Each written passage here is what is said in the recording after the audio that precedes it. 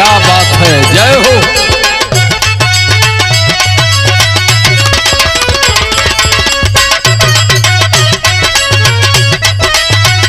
जियो जियो।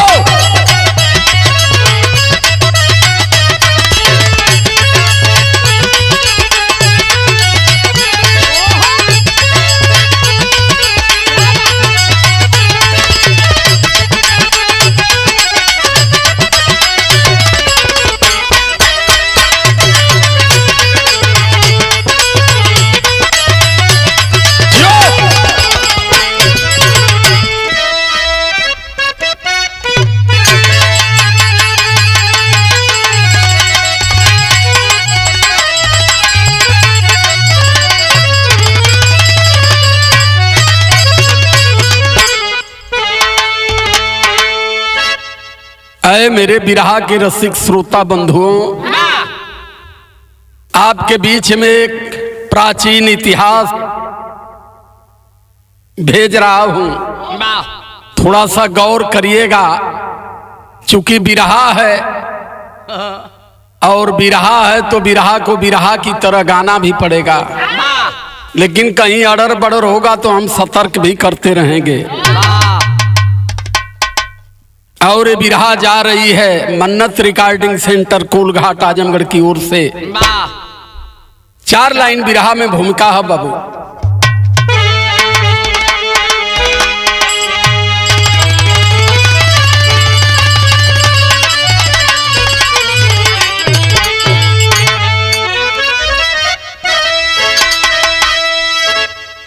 जिनके उकार से हिल गया आसमां, जर्रे जर्रे से जलवा बरसने लगी, जिसके तेगा पे पानी चढ़ा मौत का, मौत भी देख मंजर से सकीने लगी।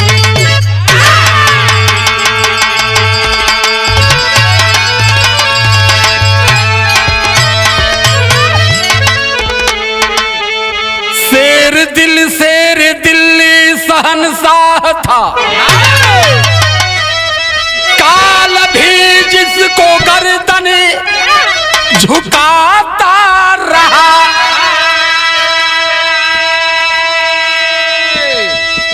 पृथ्वीराज का लोहा लगा जिस तरफ, खून से प्यास तेगा बुझाता रहा।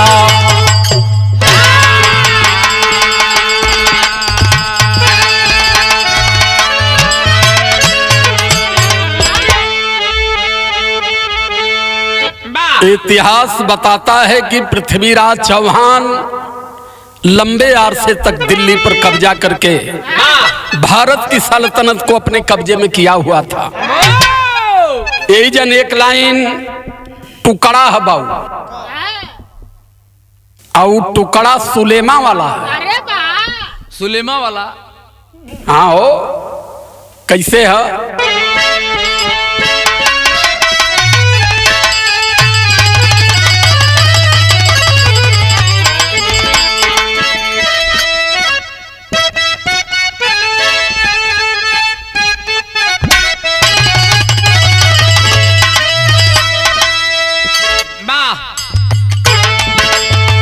लिखने वालों ने लिखी डाला,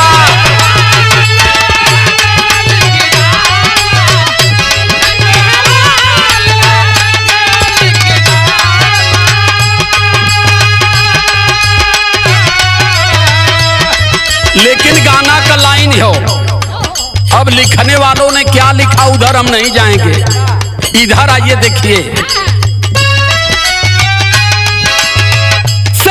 कभी ना सह सकता है,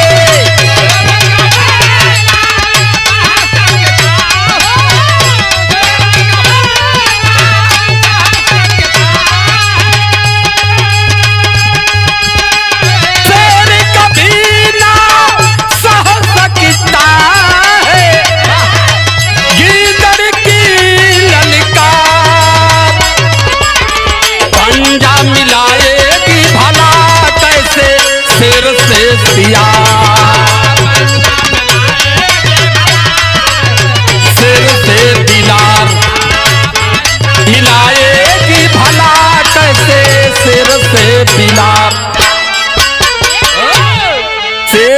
कभी ना सह सकता है गीदड़ की ललकार।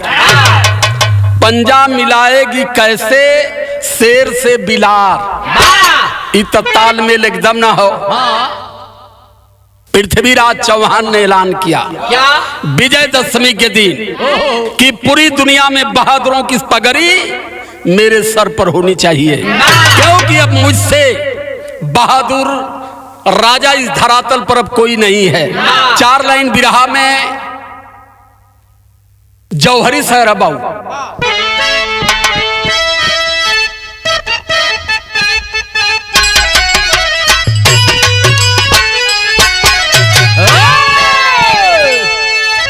अरे चौहान वंश का दीपक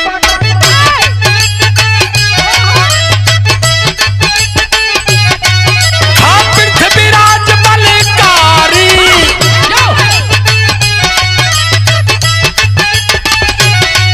अरे रखिया उठाने नाहरी।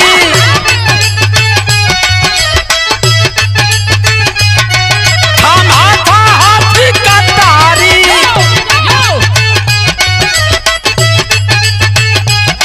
जिस तरफ आंख उठ जाती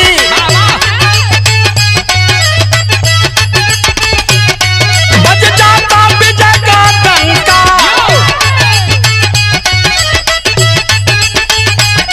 फुलकान सलामी देता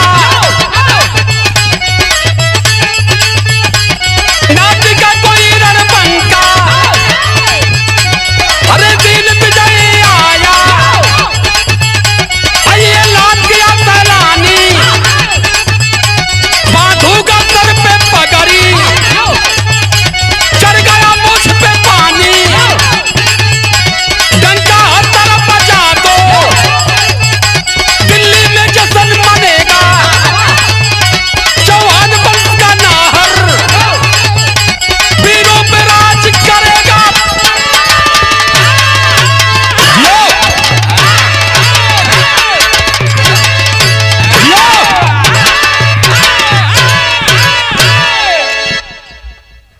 कलश की चारों तरफ डंका बजवा दो कि अब दुनिया में मुझसे बहादुर कोई नहीं है। पगड़ी बांधने वाला पगड़ी लेकर के जा रहा है। और तब तक मंत्री खड़ा हो गया, कहा खबरदार महाराज ये पगड़ी आपको नहीं बांधी जाएगी। पृथ्वीराज चौहान कहा क्यों?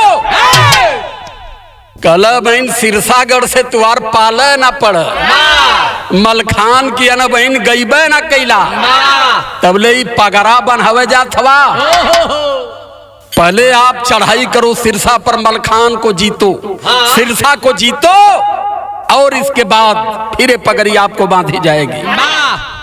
गनगना गए बहादुर, कलब पगड़ी रखो आ निकालो जितनी तलवार है माच के सही करो। तेजन गीत लगल।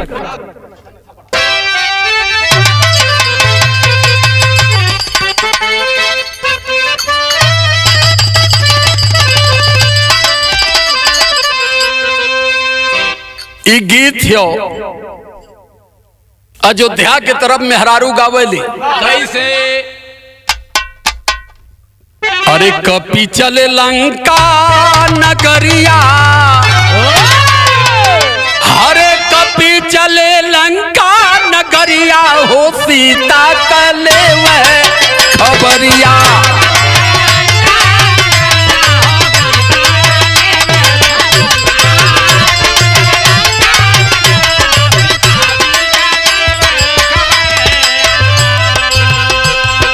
आई के कहीं कहीं गावेली कितनो तू गंगा नहैबा, हर कितनो तू गंगा नहैबा हो पतर तिरिया ना पैबा राजा।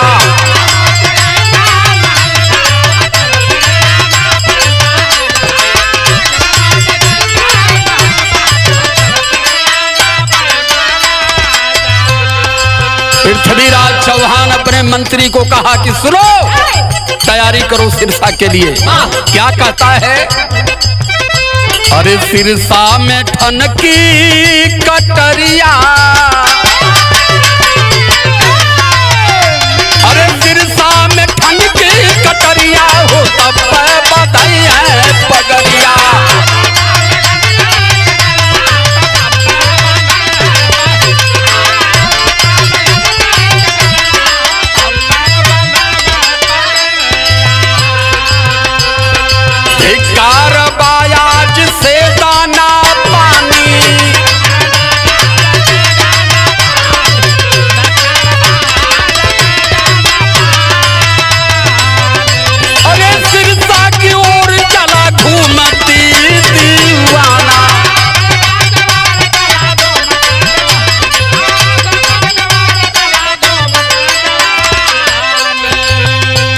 अरे बैरी का तोड़ा बपयरिया, अरे बैरी का तोड़ा बपयरिया, चला वीर सिरसा नगरिया।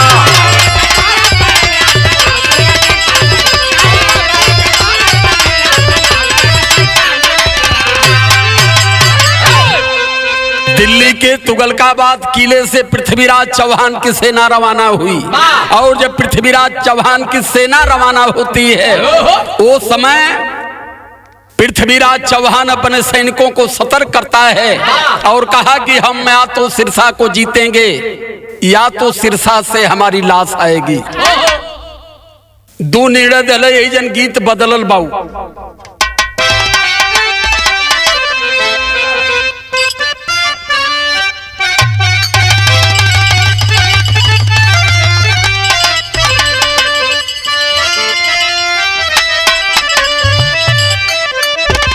ये गीत है जानत हुआ कमान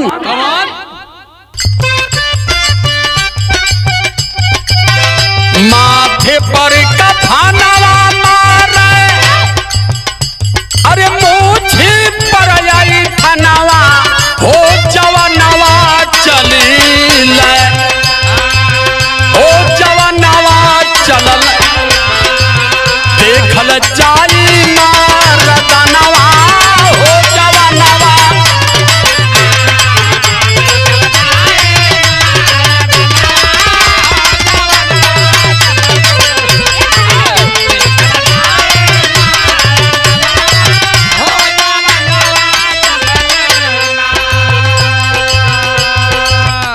गरजाला दिल्ली वाला,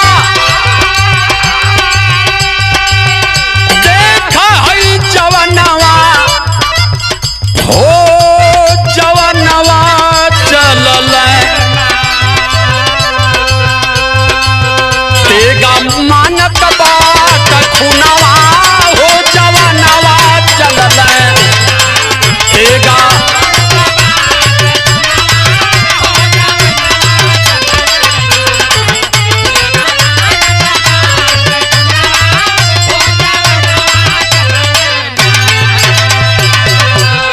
कहता है कि अरे मेरे सैनिकों एक बात सुन लो, सिरसा में काटल जाई, अरे मलखा का गर्दनवा, हो जवनवा, गरजल देखा चौहानवा, हो जवनवा चलल।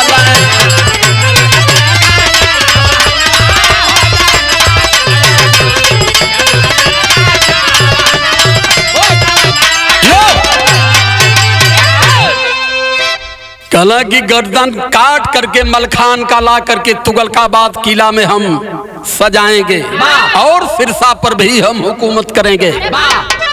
लेके अपन चलना वो हर मलखान के पता चलल कि पृथ्वीराज चौहान अपनी सेना लेकर के सिरसा के बॉर्डर पर पहुंच चुका है। तुरंत मलखान अपने सेना को तैयार किए और तैयार करके कहते हैं क्या यही जन चौलरिया लगल।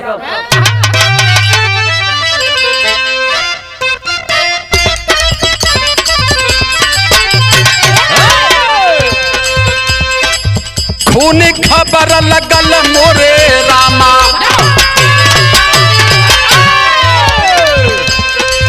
खून खबर लगल बा सिरसा, खून खबर लगल बा सिरसा की नगारिया हो नजरिया खोले आ जाई जवनवा ना, की नगारिया हो नजरिया।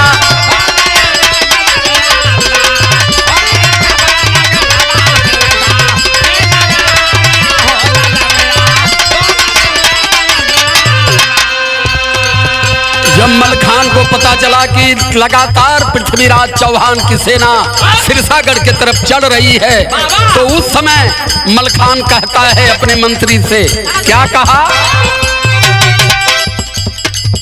कि दूधवा के गरमाई पियावा ले, अखिया सिरसा पर हो, अखिया सिरसा पर हो उठवल के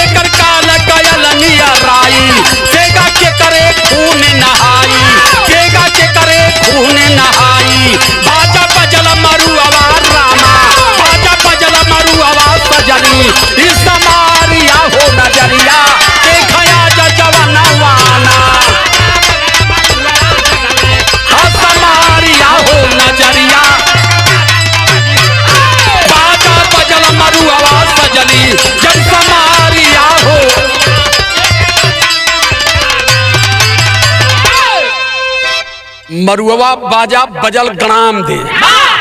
आज जब बाजा बजा सौरभ बाबू, अरे तो तुम्हें बता जैसे ही देखल ना बना।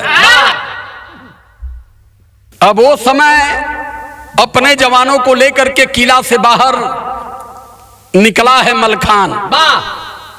तो मलखान अपने सैनिकों को ऊर्जा दे रहा है। का कहत मैं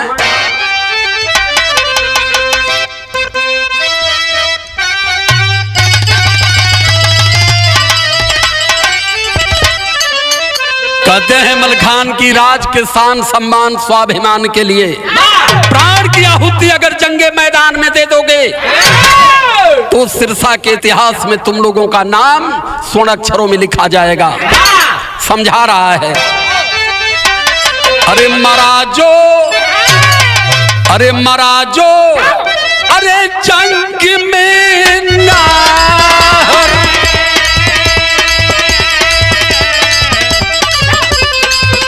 महाराजो जंग में नाहरी उसे इतिहास गाता है।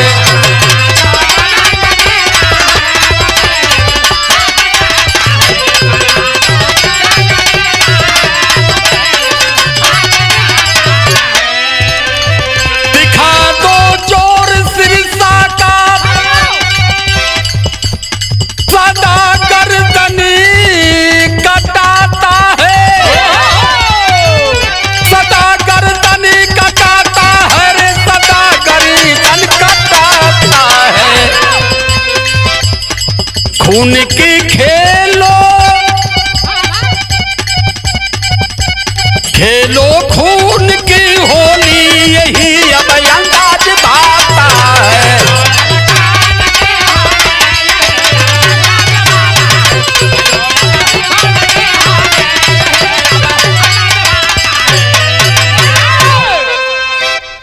सेना निकल पड़ी किले से बाहर और सारे जवान अपने अपने तेगा को लहराते फहराते चल दिए। और जब चलना ता एक ठे और एजेंट ढूंढ लगा।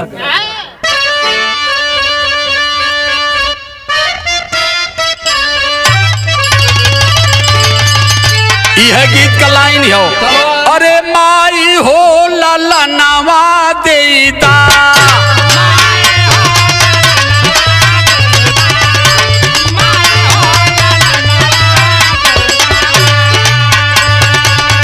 बहिनी हो बिरनवा देदा,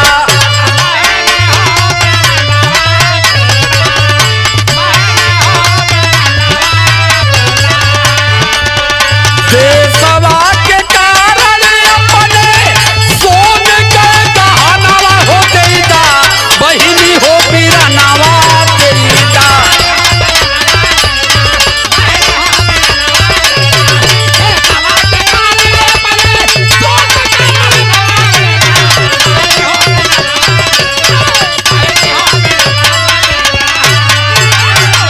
लेकिन गाने का अस्थाई भाव है। चला सिरसा का मंत्री आगे आगे और अपने सैनिकों को लेकर के कहता है, अरे सिरसा का जवानवा जुटल है,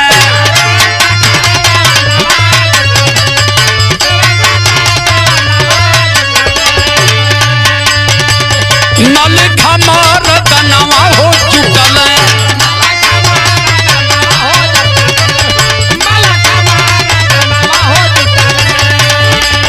तेगा लहरावत रन में दिल्ली के जवानवा हो चलल है, मलखा मर्दनवा हो चलल है।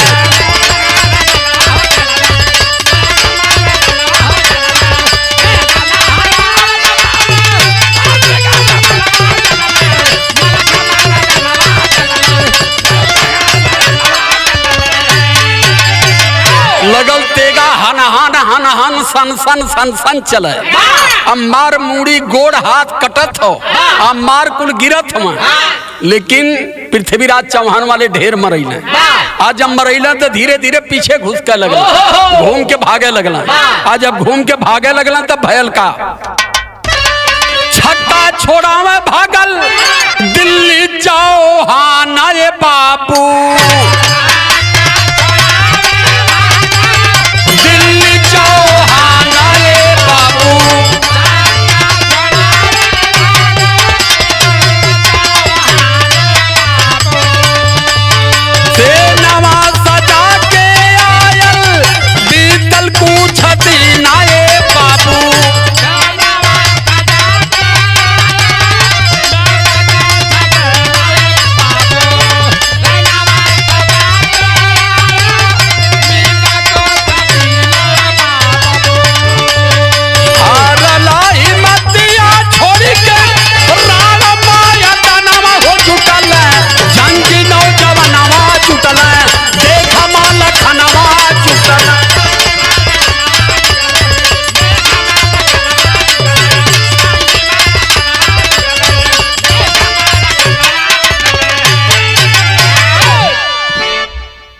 भाग चले। पृथ्वीराज चौहान की सेना भाग कर दिल्ली आई। एक हफ्ता अपन हलुआ उलुआ बना के पियला उला, घाव झुराई। फिर कहला कि एक काम करा, एक चक्कर और चला, एक चक्कर और चला, जवन होई तवन देखल जाए। कौन होई दोबारा फिर चलना। आ दोबारा जब फिर चलना तब फर्रह ना पौना। अब फर्रह जब ना पौना, 2 बार सिरसा के मैदान से जब मलखान ने भगा दिया, पृथ्वीराज चौहान कलब पगड़ी बनाई चाहे न बनाई, लेकिन अब दोबारा फिर सिरसा पर हम न लड़ाई करब। पता के चलल मामा माहिल के। मामा माहिल पहुंचला महोबा से सिरसा। आ जाए के मलखान के माई गंजमोतिन से कहत हूँ विदेशिया के भाव।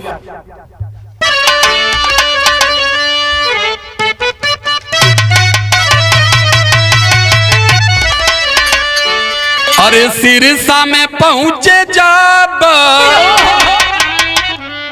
अरे मामा महिलावा हो,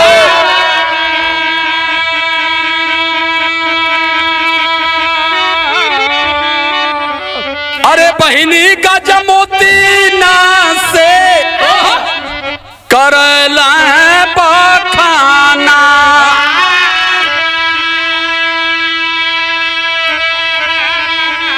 अरे धन्य धन्य बहिनी, धन्य तुहरी कोखिया हो, अरे पैदा कइले धरती पर ऐसन लालना।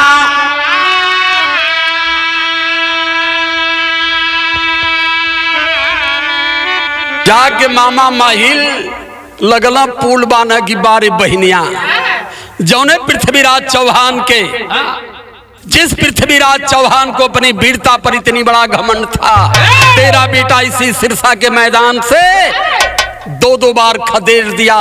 धन्य हो तुम, धन्य हो तुम्हारी कोख। कहल जला कि माई का हृदय बड़ा कोमल होला। कलश की ए भैया, वैसन पृथ्वीराज चौहान एक दाई ना 1000 दाई हैं, तब वो हमरे मलखान के कुछ ना बिगाड़ पाई हैं। कल काहे बतावत हियो। अरे पैरी में कमल पात्र बाटे मोरे लाला ना के, अरे जबले नाही फटी कुछी करी नाही तू सुमाना।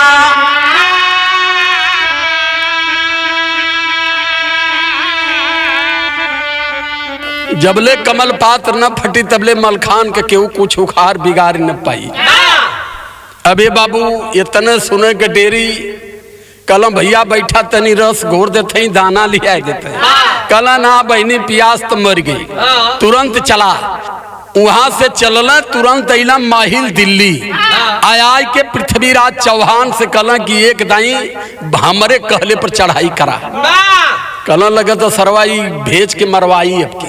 कला ना ना मामा, कला बहने तन को घबरा मत, हम बतावत थी। यही जन गीत बदल गई।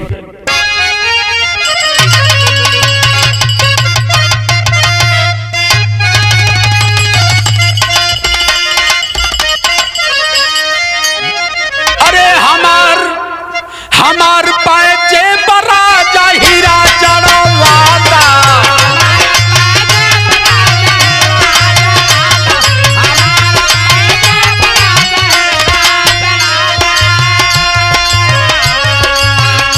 हाई लाइन हो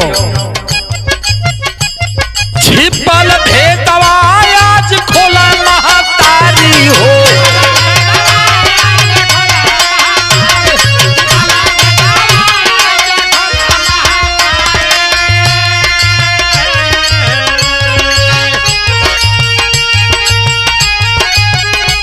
अरे बेटवा के हमारे कैसे क्यों मारी हो, छिपल भेदवा आज खोला महतारी।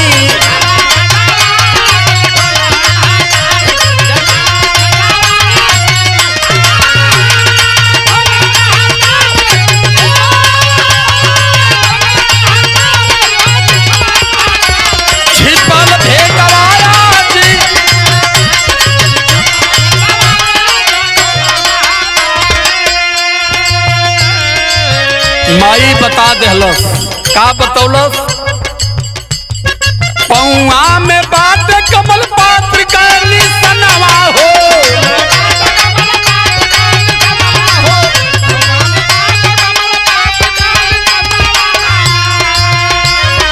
जबले फटी नाही होई ना मरनवा हो।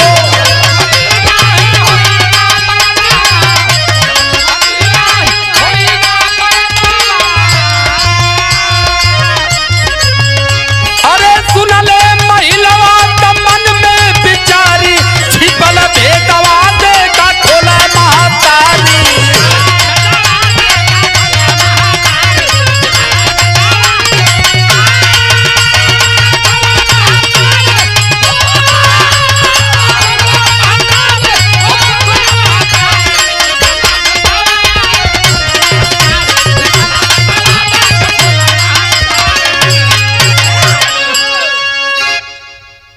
विराह में टेरी का भाव हो।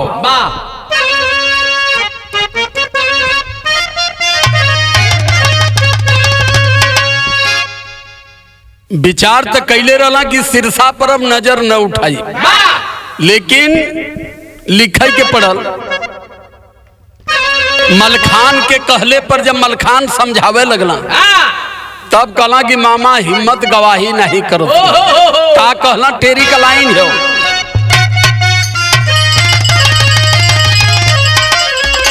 अरे नजरिया अपना सिरसा पर उठी, छत्री बंस विभीषण का कांप टंगरिया हो टंगरिया। छत्री बंद विभूषण का कांप टंगरिया, नजरिया अपना सिरसा पर उठी।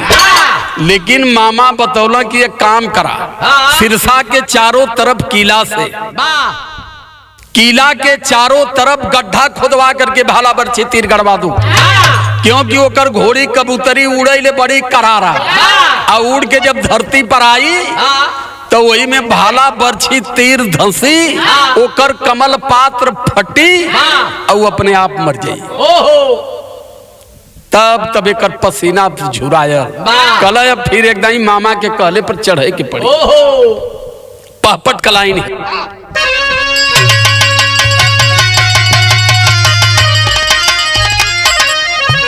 अरे सजा के सेना पृथ्वीराज चौहानी, चलल बासिरसा।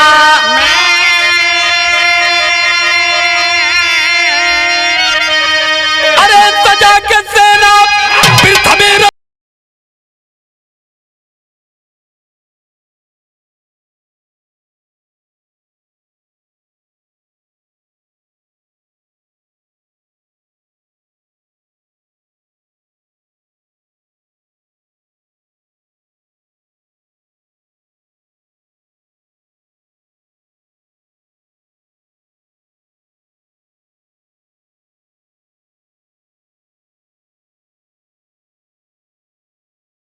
हमारे माथा बाधाई।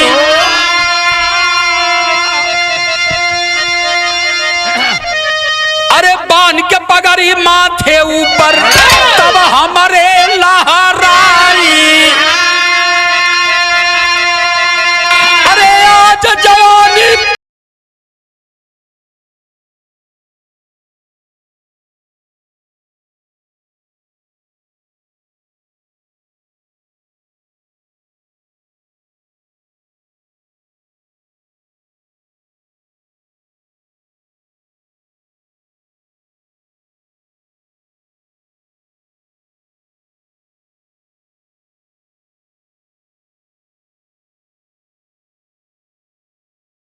तैयारी किया, और मलखान को पता चला कि तीसरी बार फिर पृथ्वीराज चौहान सिरसा पर हमले की तैयारी कर दिया।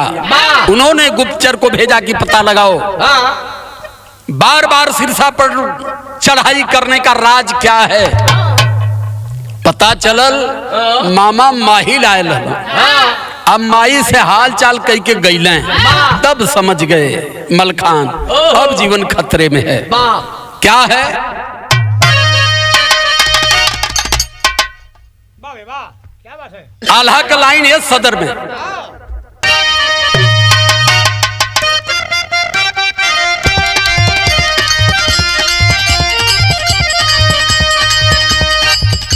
अरे मल खातू लरुआ हो चुमेला प्यारी,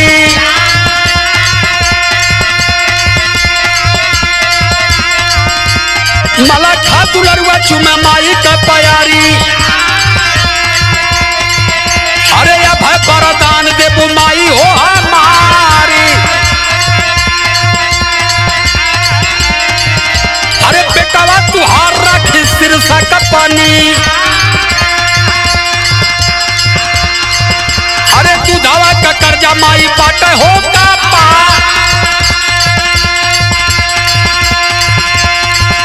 अरे हंसी हंसी चुमा माई लाल का चेहरा, अरे माई का आशीष बाटा बेटा के कापा। अरे जाके दुश्मन नवा के तोड़ दा प्यारी, अरे पुतरी करे जानी हथार के निका।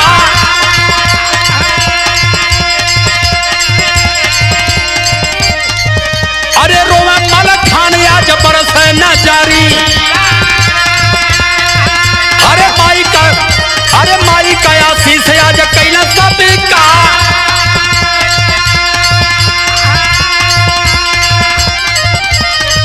मलखान रोवत में आंख से आंसू चलत है कि माई ये आखिरी मुलाकात आपका हमारी हो। ये बदे कि हमारे मौत के कारण को माहिल मामा पृथ्वीराज चौहान को बता दिए, इसलिए पृथ्वीराज चौहान ने तीसरी बार सिरसा पर चढ़ाई करने की जरूरत किया है। तबले मलखान टेढ़ी कैल न जारी, धोखवा कमैलू माई सुना बारिया। भेदवा का बतिया तू माहिल के बतावालू, अरे जियत नहीं यही है लाला नवा तू। यह बात कही के मलखान चली भई, अरे घोड़िया उड़ौला बाबू देखाया सामा।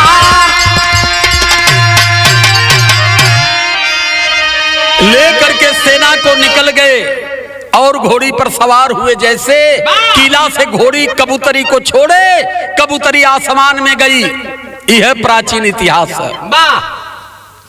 लोग बतावाला कि पहले घोड़वन के पंख रहे, अब भैया रहल हुई उड़त रहल हुई। ऊपर हमार बहुत ज्यादा कमेंट ना है ये भाई मूल निवासी लोगन। हम तो यह कहब कि जौन देखत हवा तवन माना।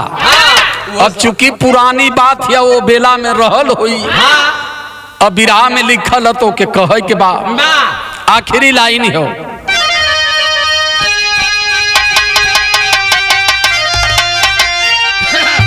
कि हिम्मत जंग भीम में छूटल, किस्मत मलखाने के फूटल।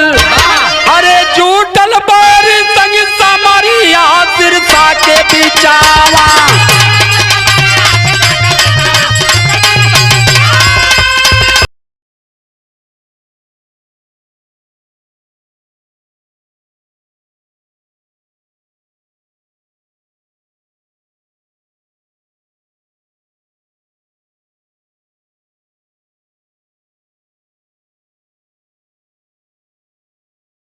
में उतरा है मलखान, अरे चुभी किल तब पैर के अंदर, अरे मर गया नौजवान हो। कसान के बूझल बाया जोरिया सिरसा के बिचावा।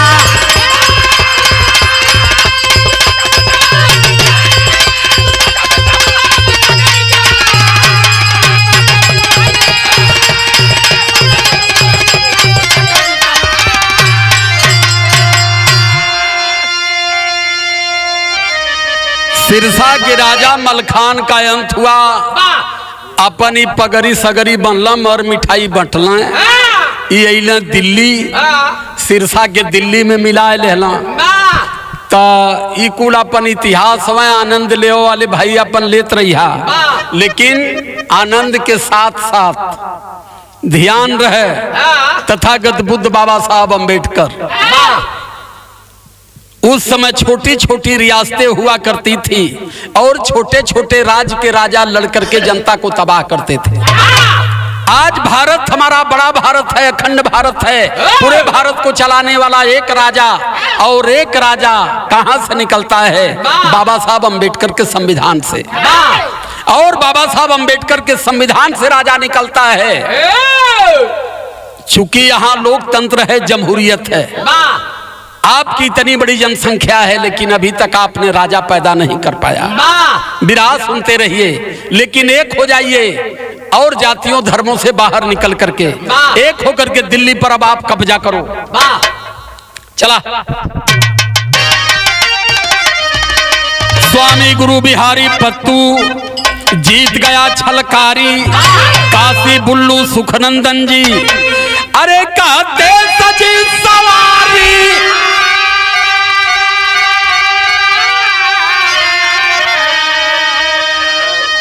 अरे नजरिया अपना सिरसा पर उठी कि जालिम राजकुमार से का लड़ी है बलकरिया, नजरिया अपना सिरसा पर उठी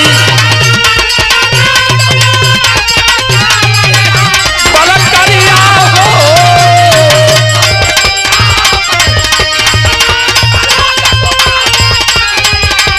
हो